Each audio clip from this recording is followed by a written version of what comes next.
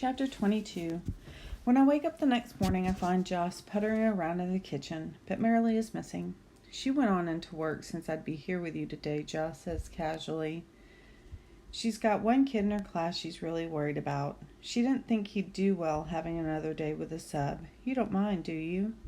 I know I'm supposed to say no, that's all right. It doesn't matter. I'm supposed to remember that Marilee had a life before I showed up on her doorstep, that she's responsible for an entire classroom of kindergartners. She's not actually supposed to be responsible for me. My parents are. And it's not like she left me alone. Joss is a perfectly acceptable substitute. She's an adult too. However much she may clown around, she's a minister for God's sakes. Still, I want to say childishly, I do mind. Make her come home. Now. If that kind of strategy worked, I would have gotten Mom and Dad back. I'd be home in Pennsylvania. I'd know the answers to all the questions I've wanted to ask ever since I arrived in Illinois. I grunt non-committally and reach into the cereal cupboard. I had some of the leftover chocolate cake for breakfast myself, Joss says. I know Mom and Aunt Hillary would be horrified, but hey, they're not here. Want some? No thanks, I say. I notice a box of instant oatmeal beyond the cereal. I grab it instead. Moments later, I've just taken my first bite when I realize Joss is staring at me. I lower my spoon. Elizabeth loved oatmeal too, didn't she? I say miserably. Marilee's exact words ring belatedly in my head. She'd choose it over chocolate. And now that's just what I've done. Joss nods slowly. What do you say we put a moratorium, on Elizabeth talk today? She says, pretend she never existed. This would be a great one for vocabulary journals. Sounds good to me, I say. That is, unless you want to bring her up as a topic of conversation, Joss says. She hesitates. What do you think about your parents? Do you want to make them off limits too? I think about this. Joss knew my parents 20 years ago when they were Walter and Hillary Kroll, so she might be able to provide some insight I don't have. But Walter and Hillary Kroll were Elizabeth's parents, not mine. They're verboten too, I say. For a second, I think Josh might comment on my choice of words, maybe mention that verboten was one of Elizabeth's favorite too, but Joss only shrugs. Fine by me, she says. Any other ground rules you think we ought to have? We discuss all sorts of restrictions, even ridiculous ones like banning any mention of SpongeBob SquarePants. I can see what Joss is doing, trying to make me feel like I have some sort of power, some small sense of control. But seeing through her ploy doesn't make it any less effective. I can't summon my parents back. I can't make the phone ring. I can't understand why my last name is Cole when my sister's last name was Kroll. But I find a tiny glimmer of happiness voting thumbs down on SpongeBob. Okay, so we know what we can and can't talk about, Joss says. What are we going to do today? Mom says you're big on swimming.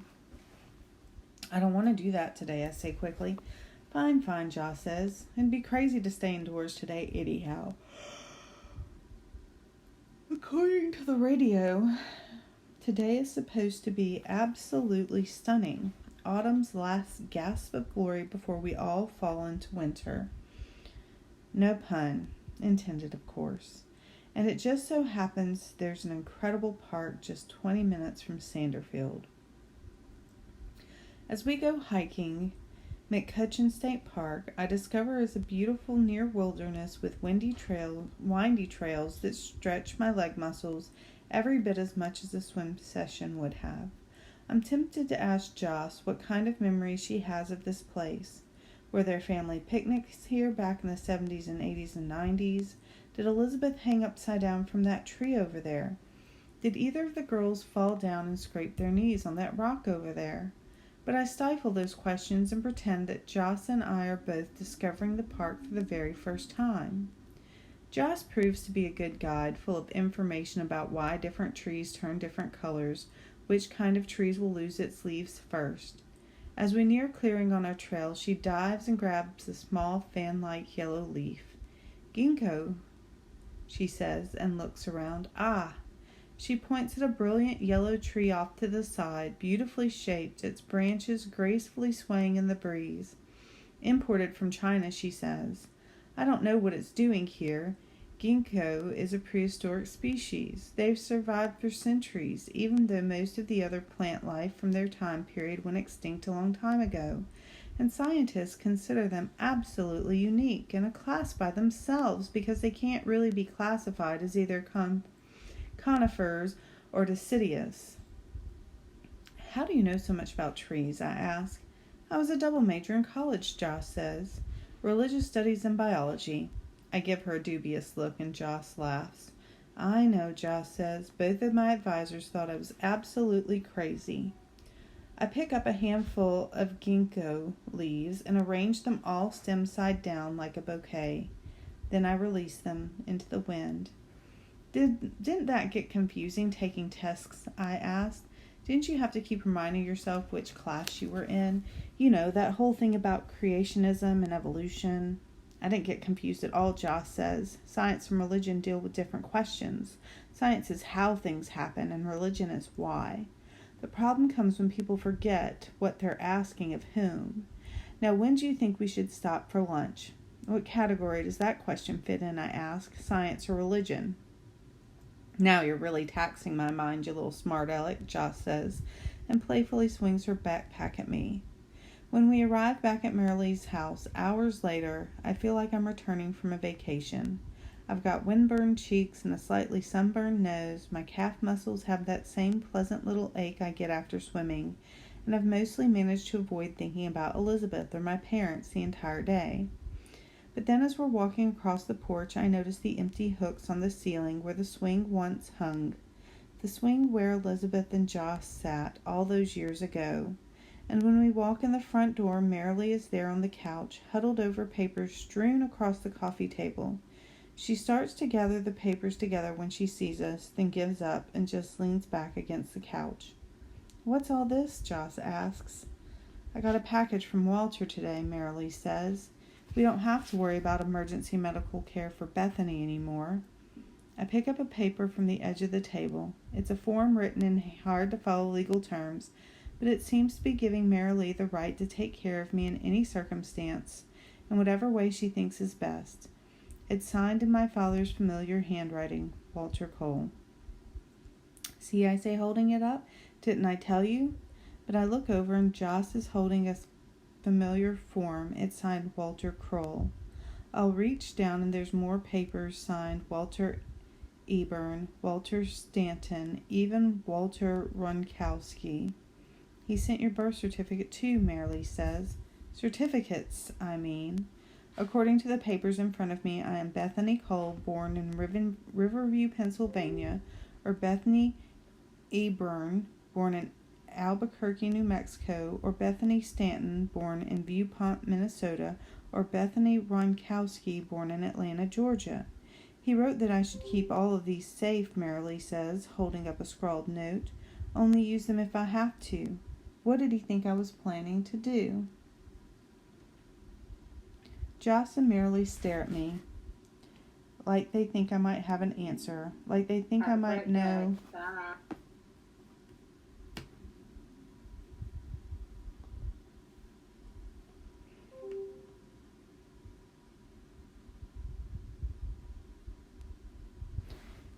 Like they think I might know more than I've told them. Who am I supposed to be? I whimper. Who am I really? No one answers. Let me see the envelope, Joss says. Where was he when he mailed this? She hunts through the papers and surfaces with a padded cardboard mailer. But there's no return address. The only postmark says Sanderfield, Illinois. He could have tossed this in a mailbox Thursday night as he left town, Marilee says in disgust. Or he could be hanging out just a few miles down the road, Joss says. Ever think of that? I've thought of a lot of things, Marilee growls. The next time Walter calls, I have a million questions for him. Joss is still examining the envelope. She peers down into it, then looks up, her expression more troubled than ever. Mom, did you see this? She asks. What? Marilee asks, distracted.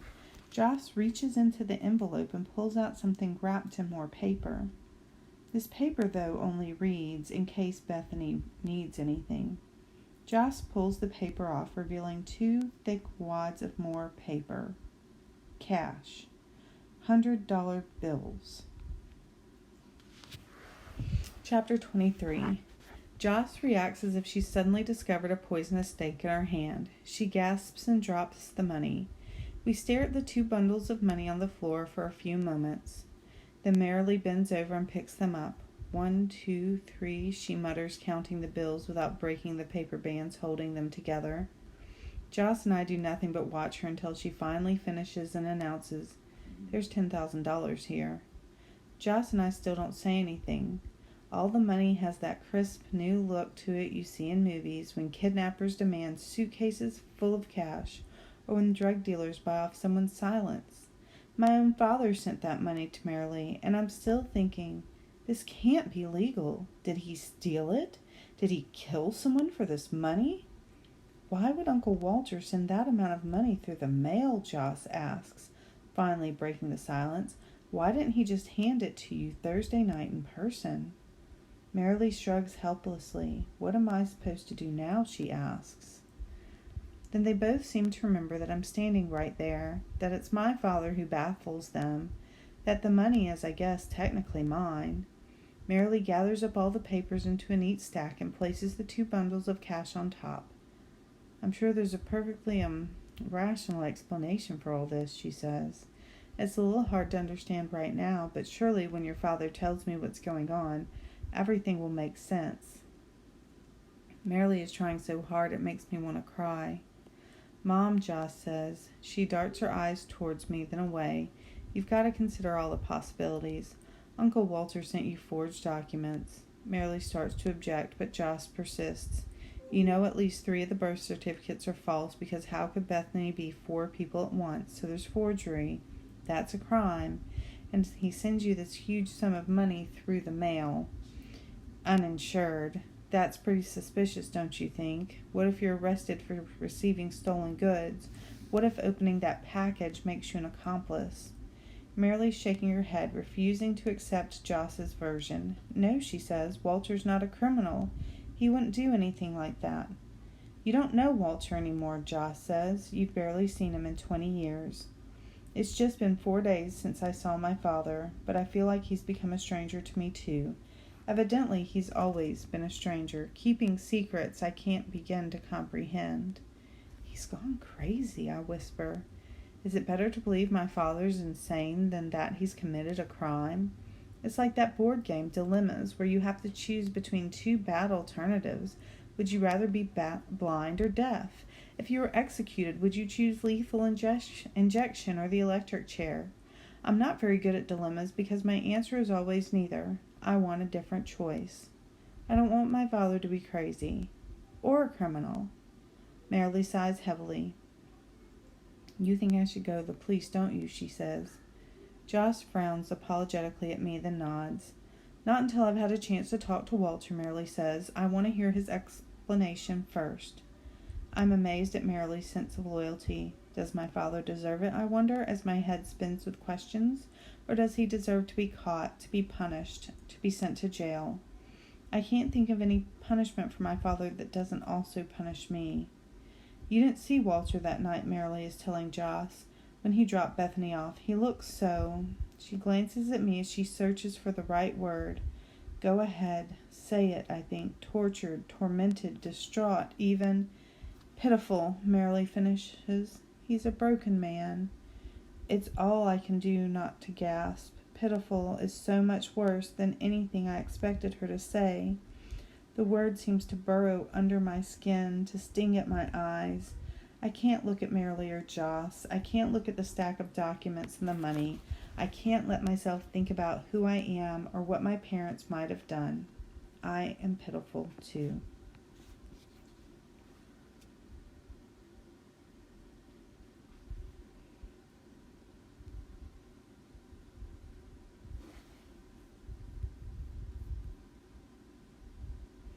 Chapter 23. Joss reacts as if she suddenly discovered a poisonous snake in her hand. We just read 23. Sorry, guys.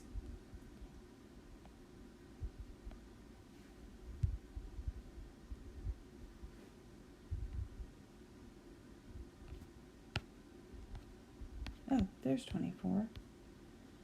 All right. Technical difficulties. Chapter 24. Marilee hides the entire package in a fire-safe box at the back of one of her closets. My father doesn't call.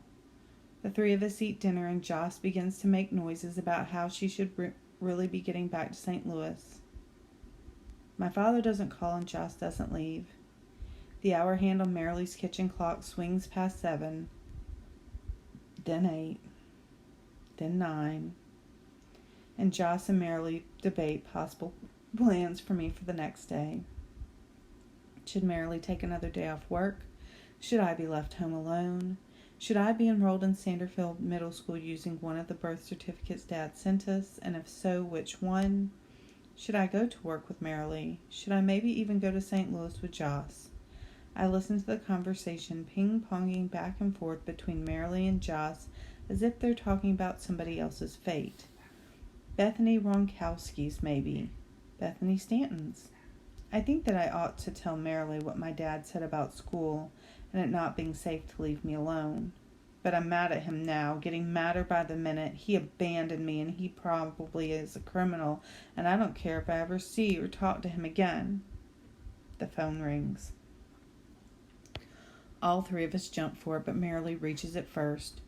Joss and I crowd in close, and I get a ridiculous image in my head of giggly girls at a sleepover, huddled together over a single phone, crank calling someone's boyfriend. I've heard that those things happen late at night after I've had to leave. Hello, Marilee says. I hear my mother's voice coming through the receiver, sounding surprised. Why, hello, Marilee. I didn't expect you to be there. Could I speak to Elizabeth, please? Marilee winces, but somehow manages to keep her voice steady. No, Hillary, Elizabeth isn't available right now. Could you put Walter on? I really need to talk to him. Sorry, Marilee, I can't do that. Walter doesn't even know I'm calling. Mom lowers her voice confidentially. I can barely hear. I'm not supposed to call, you know. I just wanted to talk to Elizabeth. Her voice trails off like she's about to hang up. I grab the phone out of Marilee's hand. Hi, Mom, I say. Oh, Elizabeth, I'm so happy you could get to the phone, she says. Isn't it nice that Marilee could come and visit you in the hospital? Marilee always loved you so. Everyone loves you. You're such a wonderful girl. I'm sorry about what happened. I didn't see that truck coming. I didn't, and he didn't see me. Why weren't signs clear? Oh, my poor baby girl. Mom, it's okay. It's not your fault, I say uncomfortably. I don't want to keep impersonating Elizabeth, but I'm scared Mom will hang up if I say anything that brings her back to the present. Josh slides a note that says, keep her talking. I'll have the call traced. Out of the corner of my eye, I can see her searching through her purse, pulling out a cell phone. I don't have access to stuff like that on my phone, Marilee hisses at Joss, and Joss shakes her head frantically and hisses back, It doesn't matter. It's an emergency. I'm sure there's a way. Part of me is listening to them and thinking, is this emergency? And I wish we'd known to trace Dad's call that very first day. But mostly I'm straining to hear my mother's breathing and straining to make sure she's still there. Everything's okay, Mom, I repeat into the receiver, but my voice comes out sounding timid and scared. Honey, you don't have to try to be brave for me, Mom says. I know you're in a lot of pain, and the doctor said the end isn't far away. But listen, don't worry. Walter says, your father says. I see Marilee's finger inch forward, poised to press the button on the base. Don't cut her off now, I want to scream, but I can't get the words out. I see the 3 small letters above the button. Marilee's pushing record. Marilee's not ending the conversation, she's recording it. Your father says we can get you back, Mom says. If we save some of your cells, it'll be like you never died. I don't understand, I say. I'm gripping the phone so tightly, my fingers are numb. I've lost all sense of feeling in my hand. Oh, Elizabeth, it's simple and fabulous. My mother's voice reverberates with joy now, all her sorrow washed away. We'll make a copy of you. A copy? I repeat stupidly. Yes, my mother says. There's another name for it. We'll have an exact copy. A clone. I drop the phone. I've never fainted before, but that's what I do now, plunging straight toward the floor, straight down.